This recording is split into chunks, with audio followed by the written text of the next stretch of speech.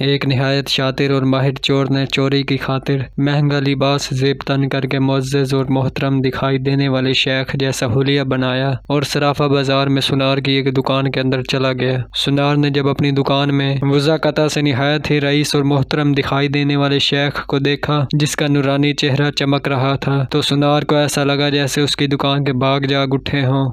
اسے پہلی بار اپنی چھوٹی سی دکان کی عزت و وقار میں اضافے کا احساس ہوا۔ سنار نے آگے بڑھ کر شیخ کا استقبال کیا۔ شیخ کے بحروپ میں چور نے کہا، آپ سے آج خریداری تو ضرور ہوگی، مگر اس سے پہلے بتائیں کیا آپ کے لیے ممکن ہے کہ آپ اپنی سخاوت سے ہمارے ساتھ مسجد بنانے میں حصہ ڈالیں؟ اس نیک کام میں آپ کا حصہ خواہ ایک درہم ہی کیوں نہ ہو۔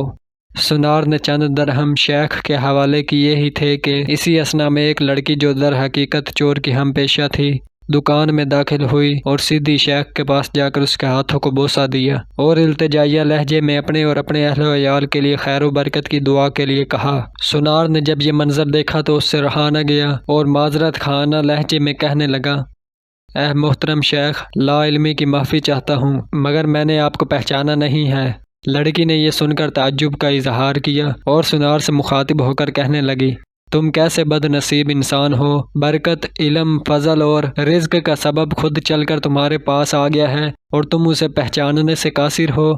لڑکی نے شیخ کی طرف اشارہ کرتے ہوئے کہا کہ یہ فلاں علاقے کے مشہور و معروف شیخ ہیں جنہیں خدا نے کثرت علم، دولت کی فراوانی اور ہر قسم کی دنیاوی نعمتوں سے مالا مال کر رکھا ہے۔ انہیں انسانوں کے بھلے کے سوا کسی چیز کی حاجت نہیں ہے، لوگ ان کی ایک جھلک دیکھنے کے لیے بےتاب رہتے ہیں۔ سنار نے شیخ سے معافی مانگتے ہوئے کہا، شیخ صاحب، میں معافی کا طلبگار ہوں، میرا سارا وقت اس دکان میں گزرتا ہے اور باہر کی دنیا سے بے خبر رہتا ہوں، اس لیے اپنی جہالت کی وجہ سے آپ جیسی برگزیدہ ہستی کو نہ پہچان پایا۔ شیخ نے سنار سے کہا، کوئی بات نہیں، انسان خطا کا پتلا ہے، غلطی پر نادم ہونے والا شخص خدا کو بہت پسند ہے۔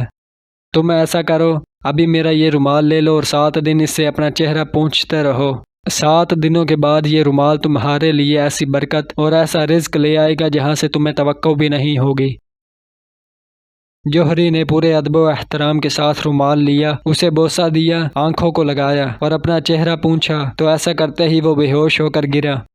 اس کے گرتے ہی شیخ اور اس کی دوست لڑکی نے سنار کی دکان کو لوٹا اور وہاں سے فوراً رفو چکر ہو گئے۔ اس واقعے کو جب 4 سال گزر گئے اور سنار رو دھو کر اپنا نقصان بھول چکا تھا تو 4 سال کے بعد پولیس کی وردی میں ملبوس 2 اہلکار سنار کی دکان پر آئے۔ ان کے ساتھ وہی چور شیخ تھا جس کو ہتھ کڑیاں لگی ہوئی تھی۔ سنار اسے دیکھتے ہی پہچان گیا۔ ایک پولیس والا سنار کے پاس آ کر پوچھنے لگا، کیا آپ اس چور کو جانتے ہیں؟ کیونکہ آپ کی گواہی سے ہی قاضی اسے سزا سنا سکتا ہے۔ سنار نے کہا، کیوں نہیں، اس نے فلاں طریقہ واردات سے مجھے بے ہوش کر کے میری دکان لوٹ لی تھی۔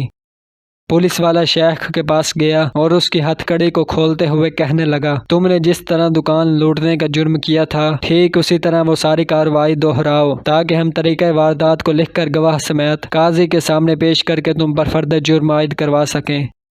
شیخ نے بتایا کہ میں اس طرح داخل ہوا اور یہ کہا اور میری مددگار لڑکی آئی، اس نے فلاں بات کی، پھر میں نے رومال نکال کر دکاندار کو دیا۔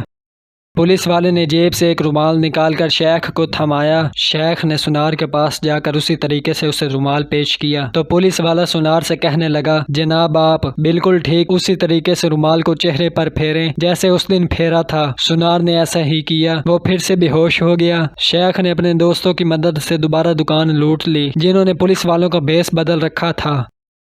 آج ہمارے ملک کا بالکل یہی حال ہے، ہر 4 سال بعد چور بھیس بدل کر ہمارے پاس آتا ہے اور چکنی چپڑی باتوں سے ہمارے ملک اور عوام کا سامان لوٹ کر پتلی گلی سے نکل لیتا ہے۔ ہر دفعہ ایک نیا منظر، نیا لباس، نیا بحروپ، نئی شکل اور نیا حربہ جس سے عوام دھوکہ کھا کر اعتبار کرتی ہے اور آخر میں محافظوں سمیت نکلتا وہی چور ہے۔